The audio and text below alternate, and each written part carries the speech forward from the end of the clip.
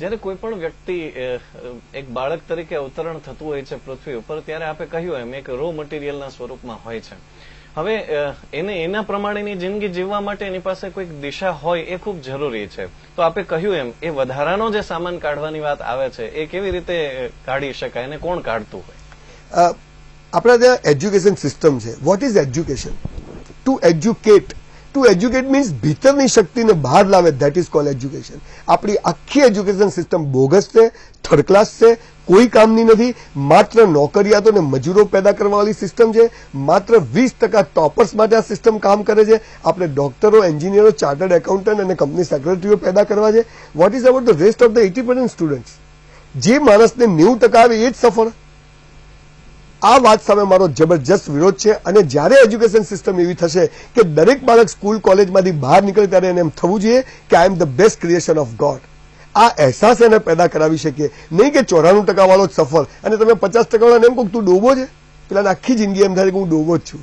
હું એમ કહું છું સ્કૂલ કોલેજમાં તમે પહેલા, બીજા, ત્રીજા નંબરનું બહુમાન કરો છો ને સાહેબ, તો છેલ્લા 3 નંબરનું પણ બહુમાન કરો. કેમ કે મારા જેવી નોટો સાહેબ ત્યાં જ બેઠી હોય. એટલે આ જે ગેપ ઉભો કરવાનું કામ સિસ્ટમે કર્યું છે, એમાં ડિપ્રેશન, હતાશા, નિરાશા અને બધા જ દિવેલ પીધેલા ફરે છે. એટલે એજ્યુકેશન સિસ્ટમ ધડ મૂળમાંથી પરિવર્તન કરવાની જરૂર છે. 5 વિષયો ભણાવવાનું નહીં ચાલે. માત્ર ડોક્ટર્સ, ટોપર્સ માટે નહીં ચાલે. 45 મિનિટના લેક્ચર્સ નહીં ચાલે. એક દિવસમાં એક જ વિષય ભણાવો. પ્રેક્ટિકલ, થિયરિકલ, ઓન ગ્રાઉન્ડ, જીવનમાં ક્યાં કામ આવશે આ બધું સમજાવો.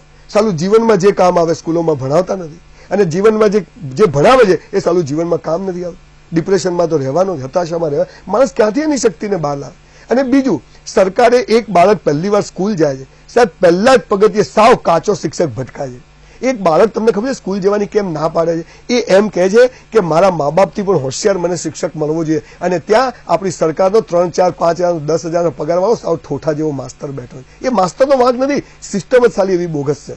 પ્રાઇમરી એજ્યુકેશનમાં 1.5 લાખ પગારવાળા પીએચડી ડોક્ટર, સાયકેટ્રિક માણસો એજ્યુકેશન સિસ્ટમમાં, પ્રાઇમરી એજ્યુકેશનમાં મૂકવા પડશે. અને ત્યારે આ દેશનો એક એક યુવાન વિકાસ કરશે, જે આપણે કરતા જ નથી. કેમ કે સરકારો ચાહતી જ નથી કે આજના યુવાનનો વિકાસ થાય. એ ચાહે છે કે નમાલી રહે, નપુસંગ રહે, માય કાંગલી રહે. એટલે સ્કૂલોમાંથી લાઇબ્રેરીઓ ખાલી કાઢી નાખી. લાઇબ્રેરી હોય તો ખટારા જેવી હોય. સ્કૂલમાંથી પીટીના ટીચરો કાઢી નાખ્યા. જીવનનું જ્યાં સૌથી મોટું ઘડતર થાય છે એ 1 થી 8 ધોરણ સુધી પરીક્ષાઓ નહીં લેવાની, ડબ્બાઓ ચડાવી દેવાના. 9માં ટ્રાફિક જામ. 10માના સાહેબો કહે છે કે સારી આપણી નોટો આવી ક્યાંથી? શું આ ભાવિ તૈયાર કરી છે? સવાલ સિસ્ટમને ગાળો બોલવાનો નથી, પણ મને દુઃખ થાય છે કે કેમ એવો કોઈ માણસ નથી આવતો કે જે આ બાળકની માનસિકતાને સમજે અને એનો વિકાસ. એક સ્કૂલમાં એક હાર્મોનિયમ હોય અને કે વગાડો, એટલે એક સ્વિચ બી ભાગે ના આવે. ક્યાંથી વગાડે? એક ક્રિકેટની કીટ હોય અને કે બધા ક્રિકેટર બનો, ક્યાંથી બને? એક પેડ બી ભાગે ના આવે. કોઈ ઇન્ફ્રાસ્ટ્રક્ચર નહીં. 65 કરોડ યુવાનો છે આ દેશ પાસે. સાલો એક ગોલ્ડ મેડલ નથી આવતો. કેમ નથી આવતો? કે બોગસ સિસ્ટમ. જાપાન, આટલા નાના નાના દેશો જે 50 ગોલ્ડ મેડલો લઈ આવે. આપણને શરમ આવી જોઈએ. આ કામ જ થતું નથી. મોટા મોટા તાઇફાઓ થાય છે, મોટા મોટા પ્રોગ્રામો દિલ્હીમાં અને ગાંધીનગરોમાં થાય છે. છોકરાઓ ટ્રોફીઓ લઈને રેલવેના ડબ્બાઓમાં બાથરૂમ આગળ પડ્યા હોય છે. કોઈ ઇન્ફ્રાસ્ટ્રક્ચર નહીં, કોઈ ફેસિલિટી નહીં, અને એના જે લોકો બી હોય એ બી એવા બોગસ હોય. ક્યાંથી થાય? પણ આ લોકશાહીનો માઇનસ પોઈન્ટ છે કે પટ્ટાવાળા બનવું હોય તો 12મું પાસ કે કોલેજ પાસ જોઈએ, પણ અહીંયા એમએલએ એમપી બનવું હોય તો અંગૂઠા છાપ બી ચાલે. એટલે વિકાસની તકો બહુ ઓછી છે. પણ હું બહુ આશાવાદી માણસ છું. એ દિવસ ચોક્કસ આવશે. ઈશ્વર બધાને સદબુદ્ધિ આપશે અને એક એવો સમાજ ફરીથી નિર્માણ થશે કે જ્યાં દરેકનો વિકાસ થશે. દરેક સફળ થવા જ પેદા થયો છે અને સફળ થઈને જ રહેશે.